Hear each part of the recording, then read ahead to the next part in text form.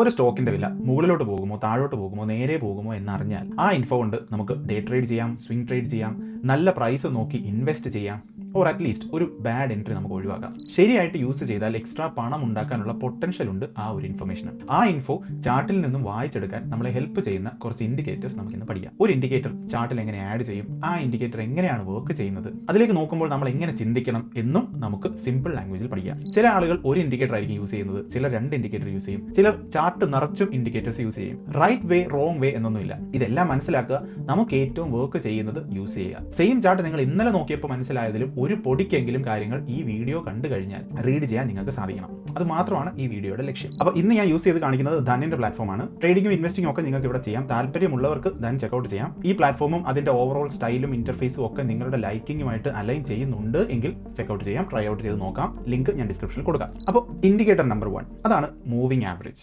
ഇതെന്താണ്, എങ്ങനെ അത് ചാർട്ടിൽ ആഡ് ചെയ്യാം, എങ്ങനെ അത് റീഡ് ചെയ്യാം എന്നെല്ലാം നമുക്ക് മുന്നോട്ട് നോക്കാം. ആദ്യം എന്താണ് മൂവിംഗ് ആവറേജ്? ഞാനൊരു ഡീറ്റെയിൽഡ് വീഡിയോ ഓൾറെഡി ചെയ്തിട്ടുണ്ടായിരുന്നു. ഡീറ്റെയിൽഡ് ആയിട്ട് നിങ്ങൾക്ക് അതിനെപ്പറ്റി പഠിക്കണമെങ്കിൽ നിങ്ങൾക്ക് ആ വീഡിയോ ഒന്ന് കയറി കാണാം. പക്ഷേ പെട്ടെന്ന് ഞാനൊന്ന് പറഞ്ഞാൽ, നമ്മൾ നോക്കുന്ന ഏതൊരു ചാർട്ടിലും അവിടെ കാണുന്ന സ്റ്റോക്കിൻ്റെ പ്രൈസ് കഴിഞ്ഞ കുറച്ച് നാളത്തേക്ക് അതിൻ്റെ പ്രൈസിൻ്റെ ആവറേജ് എടുത്ത് വെച്ച് നമ്മുടെ ചാർട്ടിൽ കാണിക്കുന്നതാണ് ഈ മൂവിംഗ് ആവറേജ് എന്ന് പറയുന്നത്. ഇപ്പോൾ ഫോർ എക്സാമ്പിൾ ഞാൻ കഴിഞ്ഞ പ്രീവിയസ് 5 ദിവസത്തെ മൂവിംഗ് ആവറേജ് ആണ് എടുത്തിരിക്കുന്നതെങ്കിൽ കഴിഞ്ഞ തൊട്ട് മുമ്പലത്തെ 5 ദിവസത്തെ ആവറേജ് എടുത്തിട്ട് എനിക്ക് അത് എവിടെയാണ് എന്ന് കാണിച്ചു തരും. ഈ ഡോട്ട്സ് എല്ലാം കൂടെ ചേർത്ത് വെച്ച് ഒരു ലൈൻ വരയ്ക്കുന്നതാണ് മൂവിംഗ് ആവറേജ് എന്ന് പറയുന്നത്. പ്രൈസ് ഒക്കെ വല്ലാതെ ഫ്ലക്ച്വേറ്റ് ചെയ്ത് പോയാലും ആ പ്രൈസ് മൂവ്മെന്റിനെ സ്മൂത്ത് ആക്കി നമുക്ക് റീഡ് ചെയ്യാൻ എളുപ്പത്തിനാക്കി തരുന്ന ജോലിയാണ് മൂവിംഗ് ആവറേജ് ചെയ്യുന്നത്. എന്തെങ്കിലുമൊക്കെ ട്രെൻഡ് ഉണ്ടോ എന്ന് മനസ്സിലാക്കാനും നമ്മളെ ഇത് ഹെൽപ്പ് ചെയ്യും. ഞാൻ ഒരുപാട് സംസാരിക്കുന്നില്ല, ചാർട്ടിൽ ഈ സംഭവം കാണിച്ചു തരാം. ധനിൽ ലോഗിൻ ചെയ്തിട്ട് ഇവിടെ റൈറ്റിൽ കാണുന്ന സെർച്ച് ബാറിൽ കയറിയിട്ട് വെറുതെ റാൻഡം ആയിട്ട് ഏതെങ്കിലും ഒരു സ്റ്റോക്ക് അടിച്ചു കൊടുക്കാം. HDFC സെർച്ച് ചെയ്ത് ഞാൻ ഇവിടെ എടുക്കുന്നു. ഇത് റെക്കമെൻഡേഷൻ ഒന്നുമല്ല, ഞാൻ വെറുതെ റാൻഡം ആയിട്ട് ചൂസ് ചെയ്തൊരു സ്റ്റോക്കാണ്. ഇവിടെ നമുക്ക് സിമ്പിൾ ആയിട്ടുള്ള ലൈൻ ചാർട്ടൊക്കെ കാണാം. നമുക്ക് ശരിക്കും അതല്ല വേണ്ടത്. നമുക്ക് വേണ്ടത് ക്യാൻഡിൽ സ്റ്റിക്ക് ചാർട്ടാണ്. ഇവിടെ ക്ലിക്ക് ചെയ്ത് നമ്മൾ ക്യാൻഡിൽ സ്റ്റിക്ക് ചാർട്ട് എടുക്കുന്നു. ഇവിടെ മുകളിൽ കോർണറിൽ കാണുന്ന ഫുൾ സ്ക്രീൻ ചാർട്ടിലും ഞാൻ ക്ലിക്ക് ചെയ്യുന്നു. ഇനി ചാർട്ട് ഓപ്പൺ ചെയ്ത് വന്നു കഴിഞ്ഞാൽ ആ ചാർട്ടിൻ്റെ ഏറ്റവും മുകളിലുള്ള ഇൻഡിക്കേറ്റേഴ്സ് എന്ന് പറയുന്ന ഒരു ഓപ്ഷൻ ഉണ്ട്. അതിൽ ക്ലിക്ക് ചെയ്തിട്ട് ഞാൻ അവിടെ മൂവിംഗ് ആവറേജ് എന്ന് ടൈപ്പ് ചെയ്ത് കൊടുക്കുന്നു. മൂവിംഗ് ആവറേജ് സെർച്ച് ചെയ്യുമ്പോൾ ഇവിടെ മൂവിംഗ് ആവറേജ് വന്നു. ഞാൻ അതിലേക്ക് ക്ലിക്ക് ചെയ്യുന്നു. ഞാനത് ക്ലിക്ക് ചെയ്യുമ്പോൾ തന്നെ ആ മൂവിംഗ് ആവറേജ് നമ്മുടെ ചാർട്ടിലേക്ക് വരും. ഇവിടെ കണ്ടില്ലേ, ഒരു ബ്ലൂ ലൈൻ നമ്മുടെ ചാർട്ടിൽ ഇപ്പോൾ തന്നെ വന്നിട്ടുണ്ട്. ബൈ ഡിഫോൾട്ട് നമ്മളിത് ഇവിടെ കാണുന്നത് പോലെ 9 ഡേയ്സ് മൂവിംഗ് ആവറേജ് ആണ് വരുന്നത്. അതായത് തൊട്ട് മുമ്പിലത്തെ 9 ദിവസത്തെ മൂവിംഗ് ആവറേജ് ആണ് ഇവിടെ കാണിക്കുന്നത്. ഞാനത് മാറ്റി 20 മൂവിംഗ് ആവറേജ് എന്നാക്കി. ഇവിടെ സെറ്റിംഗ്സിൽ പോയിട്ട് 9 മാറ്റിയിട്ട് 20 ആക്കിയാൽ മതിയാവും. പ്രത്യേകിച്ച് നമ്മളൊന്നും ചെയ്യേണ്ടതായിട്ടില്ല. കാൽക്കുലേഷൻ എല്ലാം ഈ ചാർട്ട് തന്നെ ചെയ്തോളൂ. അപ്പോൾ 20 എന്ന് പറഞ്ഞാൽ എന്താണ്? നമ്മൾ ഒരു ഡേ എടുത്തു കഴിഞ്ഞാൽ അതിന് തൊട്ട് മുമ്പ് 20 ദിവസമുള്ള പ്രൈസിൻ്റെ ആവറേജ് എടുത്തിട്ടാണ് ഒരു ഡോട്ട് വരയ്ക്കുന്നത്. അങ്ങനെ ആ ലൈൻസ് എല്ലാം കൂടെ പ്ലോട്ട് ചെയ്ത് വെച്ചിരിക്കുന്ന ലൈനാണ് നമ്മളിപ്പോൾ ഇവിടെ കാണുന്നത്. ഓരോ പോയിന്റും അതിന് തൊട്ട് മുന്നേ ഉള്ള 20 ദിവസത്തിൻ്റെ ആവറേജ് ആണ് റെപ്രസെൻറ്റ് ചെയ്യുന്നത്. അത്രമാത്രം മനസ്സിലാക്കിയാൽ മതി. ഇനി ഞാൻ ഇതിനോടൊപ്പം തന്നെ വേറെ ഒരെണ്ണം കൂടെ ആഡ് ചെയ്തു. ഇതിൻ്റെ ഐഡിയ നമുക്കൊന്ന് മനസ്സിലാവാനായിട്ടാണ് ഞാനിത് ചെയ്യുന്നത്. ഒന്നുകിൽ നമുക്ക് വീണ്ടും ഇൻഡിക്കേറ്റേഴ്സ് എന്ന് പറയുന്ന ആ ഓപ്ഷൻ എടുത്തിട്ട് അവിടെ വീണ്ടും ആവറേജ് എന്ന് മൂവിംഗ് ആവറേജ് എന്ന് സെർച്ച് ചെയ്ത് വേറെ ഒരെണ്ണം കൂടെ ഇടാം. അതല്ലെങ്കിൽ നമ്മൾ ഓൾറെഡി സെലക്ട് ചെയ്ത് വെച്ചത് ഇതേപോലെ കോപ്പി ചെയ്ത് നമുക്ക് പേസ്റ്റ് ചെയ്താൽ മതിയാവും. നമുക്ക് വേറെ ഒരു മൂവിംഗ് ആവറേജും കൂടെ നമ്മുടെ ചാർട്ടിലേക്ക് ആഡ് ആവും. ഞാൻ രണ്ടാമത് വന്നിരിക്കുന്നത് ഞാൻ 100 ഡേയ്സ് മൂവിംഗ് ആവറേജ് എന്നാക്കി.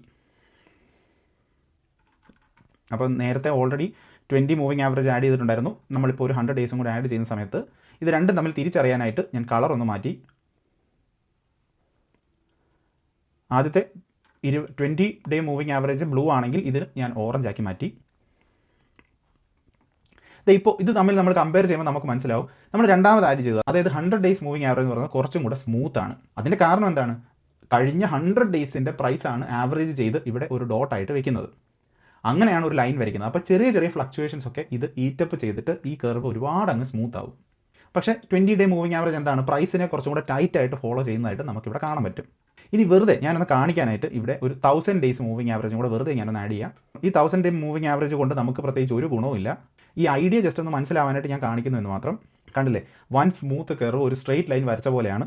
1000 ഡേയ്സ് എന്ന് പറഞ്ഞാൽ ഏകദേശം 3 വർഷത്തോളം ഉണ്ട്. അപ്പോൾ 3 വർഷത്തിൽ ഈ സ്റ്റോക്കിൻ്റെ പ്രൈസ് ഇങ്ങനെ ചെറുതായിട്ട് മുകളിലോട്ടാണ് പോയത് എന്നൊരു കാര്യം മാത്രമാണ് നമുക്ക് ഇതിൽ നിന്ന് മനസ്സിലാവുന്നത്.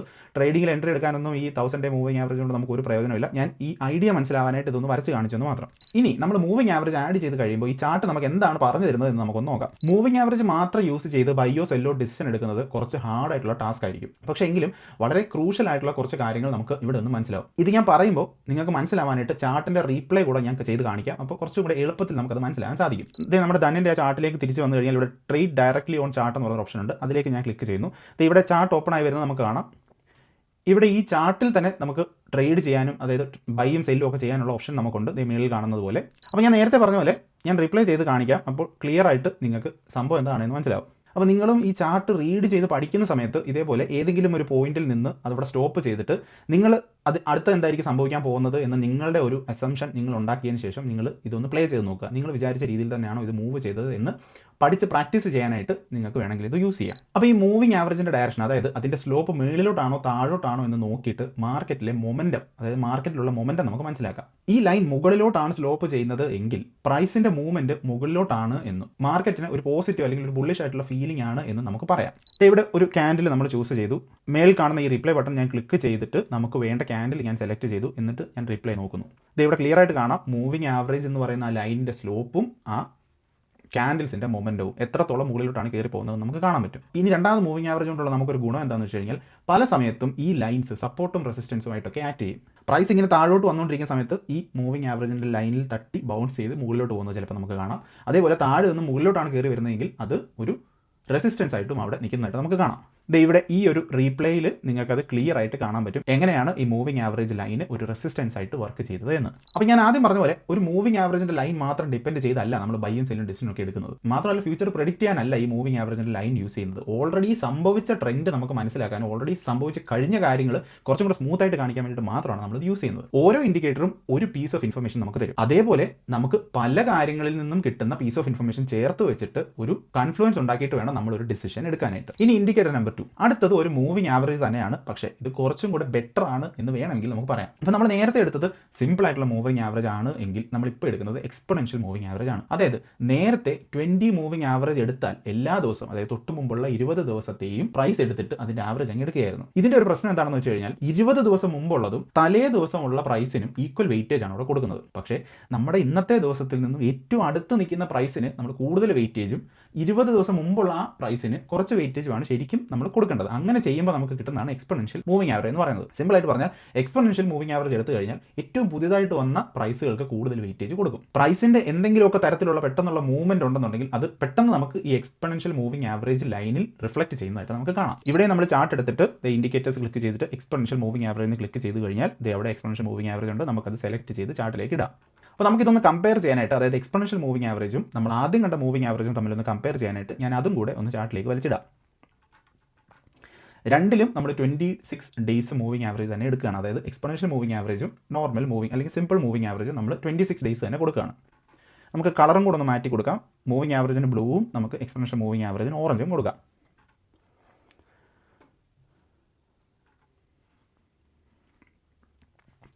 ഇവിടെ നമുക്ക് വളരെ ക്ലിയർ ആയിട്ട് കാണാൻ സാധിക്കുന്നുണ്ട് ഇവ തമ്മിലുള്ള ഡിഫറൻസ്.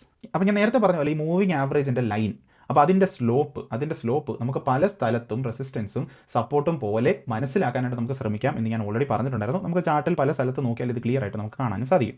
അപ്പോൾ ഒരു ട്രെൻഡിൻ്റെ റിവേഴ്സിൽ വെച്ച് ബൈയോ സെല്ലോ ഒക്കെ പ്ലാൻ ചെയ്യുന്നുണ്ട് എങ്കിൽ EMA, അതായത് എക്സ്പൊണൻഷ്യൽ മൂവിങ് ആവറേജ് ആണ് കൂടുതൽ റിലയബിൾ. കാരണം അതാണ് എത്രയും പെട്ടെന്ന്, അതായത് റീസെൻറ്റ് പ്രൈസ് മൂവ്മെൻറ്റ് നന്നായിട്ട് റിഫ്ലക്ട് ചെയ്യുന്നത് EMAയിലാണ്. ഇനി ശ്രദ്ധിക്കേണ്ട കാര്യം, ഇവിടെ പ്രൈസ് ചേഞ്ച് പെട്ടെന്ന് റിഫ്ലക്ട് ചെയ്യുന്നത് കൊണ്ട് തന്നെ പെട്ടെന്ന് നമ്മൾ തെറ്റിദ്ധരിക്കപ്പെടാനുള്ള ചാൻസസും ഉണ്ട്. അതിനെയാണ് വിപ്സോ എന്ന് പറയുന്നത്. പെട്ടെന്ന് ഒരു റിവേഴ്സൽ കാണിക്കും ഈ മൂവിങ് ആവറേജ് ലൈൻ, അതായത് എക്സ്പൊണൻഷ്യൽ മൂവിങ് ആവറേജ് ലൈനും അതേപോലെ ഒരു റിവേഴ്സിൽ ചിലപ്പോൾ കാണിക്കും. പക്ഷേ അതൊന്ന് റിവേഴ്സ് ചെയ്തിട്ട് അപ്പോൾ തന്നെ അങ്ങ് തിരികെ ചിലപ്പോൾ പോയി എന്ന് വരാം. അപ്പോൾ അതുകൊണ്ട് തന്നെ നമ്മളെ തെറ്റിദ്ധരിപ്പിക്കാനുള്ള ഒരു ചാൻസും കൂടെ EMAയ്ക്ക് ഉള്ളതുകൊണ്ട് തന്നെ കൂടുതൽ കൺഫ്ലുവൻസ് കിട്ടിയാൽ മാത്രമേ നമുക്ക് തീരുമാനങ്ങൾ എടുക്കാൻ പറ്റൂ. ഒരു ഇൻഡിക്കേറ്റർ വെച്ചെടുക്കാൻ പറ്റില്ല, ഞാൻ നേരത്തെ പറഞ്ഞതുപോലെ തന്നെ. ഇനി ഇൻഡിക്കേറ്റർ നമ്പർ 3, MACD. നമ്മൾ നേരത്തെ കണ്ട പോലെ അല്ല MACD ഇൻഡിക്കേറ്റർ ചാർട്ടിൻ്റെ താഴെയാണ് നമ്മൾ കാണുന്നത്. നമ്മൾ നേരത്തെ കണ്ട 2 ഇൻഡിക്കേറ്ററും ചാർട്ടിൻ്റെ മുകളിൽ തന്നെയായിരുന്നു വരച്ചു വെച്ചിരുന്നത്. അത് മാത്രമല്ല ഇതൊരു ഓസിലേറ്ററും കൂടിയാണ്. അതായത് ഇവിടെ ഒരു സെൻട്രൽ ലൈൻ ഉണ്ട്, അതിന് മുകളിലോട്ടും താഴോട്ടും സ്വിംഗ് ചെയ്ത് നമുക്ക് ഈ MACD ഒരു റീഡിങ് കാണിച്ചു തരും. കൂടുതൽ സംസാരിക്കുന്നില്ല, നമുക്ക് ചാർട്ടിൽ കാണാം. നമ്മൾ നേരത്തെ പറഞ്ഞ പോലെ തന്നെ ചാർട്ടിൽ കയറി ഇൻഡിക്കേറ്റേഴ്സ് ക്ലിക്ക് ചെയ്തിട്ട് അവിടെ MACD എന്ന് ടൈപ്പ് ചെയ്ത് കൊടുക്കുക.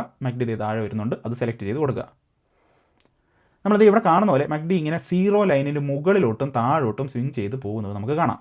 അപ്പോൾ ഇവിടെ ഇത് മുകളിലോട്ട് സ്വിംഗ് ചെയ്ത് നിൽക്കുമ്പോൾ നമ്മുടെ സ്റ്റോക്ക് അപ്വേർഡ് മൊമെൻറ്റത്തിലാണ് എന്ന് നമുക്ക് മനസ്സിലാക്കാം. അതേപോലെ തന്നെ സീറോ ലൈനിൻ്റെ താഴോട്ട് സ്വിങ് ചെയ്ത് വരുന്ന സമയത്ത് നമുക്ക് എന്ത് മനസ്സിലാക്കാം, ഈ സ്റ്റോക്ക് കുറച്ച് ഡൗൺവേർഡ് മൊമെൻറ്റത്തിലാണ് എന്ന് നമുക്ക് മനസ്സിലാക്കാം. ഈ ചാർട്ടിൽ എല്ലാം വളരെ ക്ലിയർ ആയിട്ട് മനസ്സിലാവുന്നുണ്ട് എന്ന് ഞാൻ വിശ്വസിക്കുന്നു. ആക്ച്വലി MACD എന്ന് പറയുന്നത് വലിയ റോക്കറ്റ് സയൻസ് ഒന്നുമില്ല, ഇത് വളരെ സിമ്പിളാണ്. ഇതിൻ്റെ കാൽക്കുലേഷൻ എങ്ങനെയാണ് എന്ന് നമ്മളൊന്ന് മനസ്സിലാക്കി കഴിഞ്ഞാൽ ഇത് കുറച്ചും കൂടി എളുപ്പമാകും. ഞാൻ അതൊന്ന് പറയാം. ഈ MACD എന്നത് 2 മൂവിംഗ് ആവറേജ് വരച്ചിട്ട് അതിൻ്റെ ഇടയിലുള്ള ഗ്യാപ്പാണ്. നമ്മൾ മൂവിംഗ് ആവറേജ് നേരത്തെ സെക്ഷനിൽ ഓൾറെഡി കണ്ടു. അപ്പോൾ 2 മൂവിംഗ് ആവറേജ് ആയിരിക്കും, ഒരു ലോങ്ങർ മൂവിംഗ് ആവറേജും ഒരു ഷോർട്ടർ മൂവിംഗ് ആവറേജും. നോർമലി 12 EMAയും 26 EMAയും ആണ് വരയ്ക്കുന്നത്. അപ്പോൾ ഇത് രണ്ടും തമ്മിലുള്ള ആ ഒരു ഗ്യാപ്പിന്റെ ഡിഫറൻസ് ആണ് ഈ MACD എന്ന് പറയുന്നത്. സിമ്പിൾ. നമുക്കിത് മനസ്സിലാക്കാനായിട്ട് റാൻഡമായിട്ട് ഒരു ചാർട്ട് എടുത്ത് തന്നെ നമുക്ക് നോക്കാം. അപ്പോൾ ഈ ചാർട്ടിൽ ഞാൻ MACD ഓൾറെഡി സെലക്ട് ചെയ്ത് MACD താഴെ വന്ന് കിടപ്പുണ്ട്. അപ്പോൾ നിങ്ങൾക്ക് കൂടുതൽ ക്ലിയർ ആയിട്ട് മനസ്സിലാവാനായിട്ട് ഞാൻ 12 EMAയും 26 EMAയും കൂടി ചാർട്ടിലോട്ടൊന്ന് പ്ലോട്ട് ചെയ്യാം. അപ്പോൾ 26 EMA ഞാൻ റെഡ് ലൈനായിട്ടും 12 EMA ഞാൻ ഗ്രീൻ ലൈനായിട്ടും പ്ലോട്ട് ചെയ്ത് വെച്ചിട്ടുണ്ട്. അപ്പോൾ താഴെ നിങ്ങൾ കാണുന്നതാണ് MACD. നമ്മൾ ഈ ചാർട്ടിലൊന്ന് ശ്രദ്ധിച്ച് നോക്കിയാൽ നമുക്ക് മനസ്സിലാവും, ചില സ്ഥലത്ത് ഈ 2 EMA ലൈൻസും, അതായത് 26 EMAയും 12 EMAയും തമ്മിൽ അകന്നു പോകുന്നതായിട്ടും ചില സ്ഥലത്ത് അത് അടുത്ത് വരുന്നതായിട്ടും ഒക്കെ നമുക്ക് കാണാം.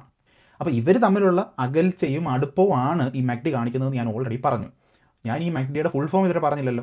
MACDയുടെ full form moving average convergence divergence. Convergence എന്ന് പറഞ്ഞാൽ അടുക്കുന്നത്, ഡൈവേർജൻസ് എന്ന് പറഞ്ഞാൽ ദൂരോട്ട് പോകുന്നത്. അപ്പോൾ അതിൻ്റെ പേരെങ്ങനെയാണ് വന്നത് എന്ന് നമുക്ക് മനസ്സിലായി.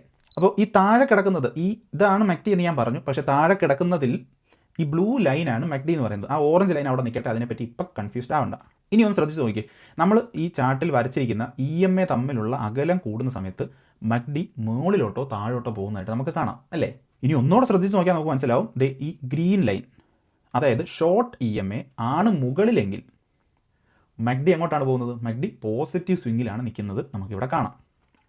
ഇനി തിരിച്ച് ഗ്രീൻ ആണ് താഴെ, റെഡ് ആണ് മുകളിൽ, അതായത് ഷോർട്ടർ EMA ആണ് താഴെ, റെഡ് EMA തൊട്ട് മുകളിൽ അല്ലെങ്കിൽ അതിൻ്റെ മുകളിലാണ് എങ്കിൽ നമുക്കിത് ഇവിടെ കാണാം, MACD നെഗറ്റീവ് സ്വിങ്ങിലോട്ടായിരിക്കും പോകുന്നത്. ഇനി ഈ 2 EMAയും തമ്മിൽ കൂട്ടിമുട്ടുന്ന സമയത്ത്, അതായത് വളരെ അടുത്ത് ഇങ്ങനെ നിൽക്കുന്ന സമയത്ത് MACDയും സീറോയിലായിരിക്കും നിൽക്കുന്നതെന്ന് നമുക്ക് കാണാം. അപ്പോൾ ഇവ തമ്മിലുള്ള ഗ്യാപ്പ് എത്രയാണോ ആ ഗ്യാപ്പാണ് MACD കാണിക്കുന്നത്, ഒന്നുകിൽ പോസിറ്റീവോ അല്ലെങ്കിൽ നെഗറ്റീവോ. അപ്പോൾ ചാർട്ടിൽ നോക്കിയിട്ട് എന്താണ് സംഭവം എന്ന് നമുക്ക് മനസ്സിലായി. ഇനി ഈ ചാർട്ടിൽ നിന്ന് എന്താണ് നമുക്ക് മനസ്സിലാക്കാൻ പറ്റുന്നത് എന്ന് നമ്മൾ അറിയണ്ടേ. ഇപ്പോൾ MACD line zero line cross ചെയ്ത് മുകളിൽ നിൽക്കുകയാണ് എന്ന് വെക്കാം. അപ്പോൾ അതിൻ്റെ അർത്ഥം എന്താണ് എന്ന് ഞാൻ ഓൾറെഡി പറഞ്ഞു. അതായത് ഷോർട്ടർ EMA ലോങ്ങർ EMAയേക്കാൾ മുകളിലാണ്. നമ്മൾ നേരത്തെ കണ്ടു ഗ്രീൻ റെഡിൻ്റെ മുകളിൽ നിൽക്കുന്നതായിട്ട്. അപ്പോൾ അതിൻ്റെ അർത്ഥം എന്താണ്? 12 ഡേ EMA 26 ഡേ EMAയുടെ മുകളിലാണ് എന്നാണ്. ഇനി അതിൻ്റെ മീനിങ് എന്താണ്?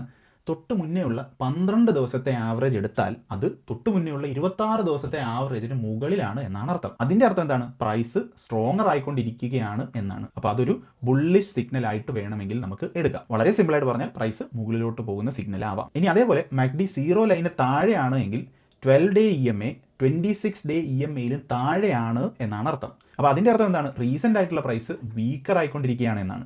അപ്പോൾ അതൊരു ബെയറിഷ് സിഗ്നൽ ആവാം, പ്രൈസ് താഴോട്ടാകാൻ പോകുന്നത്. ഇനി ഞാൻ നേരത്തെ പറഞ്ഞ പോലെ നമ്മൾ താഴെ MACD സെലക്ട് ചെയ്തപ്പോൾ തന്നെ MACD ബ്ലൂ ലൈനിൽ വന്നതിനോടൊപ്പം തന്നെ ഒരു ഓറഞ്ച് ലൈനും കൂടെ വന്നു. അതാണ് സിഗ്നൽ ലൈൻ. നമുക്ക് ട്രേഡ് ചെയ്യുന്ന സമയത്ത് നല്ലപോലെ ഡിസിഷൻ എടുക്കാൻ ഹെൽപ്പ് ചെയ്യുന്ന ഒരു ലൈനാണ്. അതെന്താണ് എന്ന് ഞാനിവിടെ പറയുന്നില്ല. നിങ്ങളൊരു ചാർട്ട് എടുത്ത് വെച്ച് നിങ്ങളുടേതായിട്ടുള്ള റിസർച്ച് നടത്തിയിട്ട് ആ ലൈൻ എന്താണ്, അത് നമ്മളെ എന്ത് കണ്ടുപിടിക്കാനാണ് ഹെൽപ്പ് ചെയ്യുന്നത് എന്ന് നിങ്ങൾ പറയുക. നിങ്ങൾക്ക് മനസ്സിലായത് പറയൂ, ആർക്കൊക്കെ ശരിയായിട്ട് പറയാൻ പറ്റും എന്ന് നമുക്ക് നോക്കാം. അപ്പോൾ അങ്ങനെ നമ്മൾ 3 ഇൻഡിക്കേറ്റേഴ്സ് കണ്ടു. അതെങ്ങനെ ചാർട്ടിൽ ആഡ് ചെയ്യുമെന്ന് നമ്മൾ കണ്ടു. അതുകൊണ്ട് നമുക്ക് എന്തൊക്കെ കാര്യങ്ങൾ ചാർട്ടിൽ നിന്ന് മനസ്സിലാക്കാമെന്ന് നമ്മൾ കണ്ടു. അപ്പോൾ ഇത്രയും കാര്യങ്ങൾ നിങ്ങൾ വീണ്ടും ആ ചാർട്ടിൽ കയറി ഒന്ന് ഓടിച്ച് നോക്കി മനസ്സിലാക്കുക. നിങ്ങൾക്ക് ഡൗട്ട്സ് ഉണ്ടെങ്കിൽ നിങ്ങൾക്ക് താഴെ ചോദിക്കാം. എൻ്റെ ട്രേഡിങ്ങിൻ്റെ വീഡിയോ സീരീസ് ഇടയ്ക്ക് വെച്ച് നിർത്തി വെച്ചിരിക്കുകയായിരുന്നു, അതെനിക്കറിയാം. പക്ഷേ കംപ്ലീറ്റ് ട്രേഡിങ് കവർ ചെയ്തുകൊണ്ട് വളരെ ഡീറ്റെയിൽഡ് ആയിട്ടുള്ള വീഡിയോ സ്ക്രിപ്റ്റ് എല്ലാം എഴുതിയിട്ട് ഷൂട്ട് ചെയ്തുകൊണ്ടിരിക്കുകയാണ്. ആ വീഡിയോസ് എല്ലാം അടുത്ത് തന്നെ കംപ്ലീറ്റ് ആയിട്ട് റിലീസ് ചെയ്യുന്നതായിരിക്കും. അതെല്ലാം ഞാനൊരു പുതിയ പ്ലേലിസ്റ്റിലായിരിക്കും ആഡ് ചെയ്യുന്നത്. ട്രേഡിങ്ങിനെ പറ്റി ഒന്നും അറിയില്ലാത്ത ഒരാൾക്ക് പോലും ആ പ്ലേലിസ്റ്റ് ആദ്യം തൊട്ട് മുഴുവൻ കണ്ടു കഴിഞ്ഞാൽ ഒരുപാട് കാര്യങ്ങൾ പഠിക്കാൻ പറ്റും. അപ്പോൾ നിങ്ങൾക്ക് സ്വന്തമായിട്ടൊരു ഡിമാറ്റ് അക്കൗണ്ട് ഇല്ല എങ്കിലോ ട്രേഡ് ചെയ്യാനുള്ള ഇൻട്രസ്റ്റ് ഉണ്ട് എങ്കിലോ ഞാൻ നേരത്തെ പറഞ്ഞ ധൻ നിങ്ങൾക്ക് ചെക്കൗട്ട് ചെയ്യാം. നിങ്ങളുടെ ഇൻട്രസ്റ്റുമായിട്ട് അലൈൻ ചെയ്യുന്ന രീതിയിലാണ് അവരുടെ കാര്യങ്ങളും അവരുടെ ഇന്റർഫേസും ഒക്കെ എങ്കിൽ തീർച്ചയായിട്ടും ഡൗൺലോഡ് ചെയ്യുന്ന കാര്യം നിങ്ങൾക്ക് കൺസിഡർ ചെയ്യാം. ലിങ്ക് ഞാൻ ഡിസ്ക്രിപ്ഷനിൽ കൊടുക്കാം. അപ്പോൾ അടുത്ത വീഡിയോ കാണാം.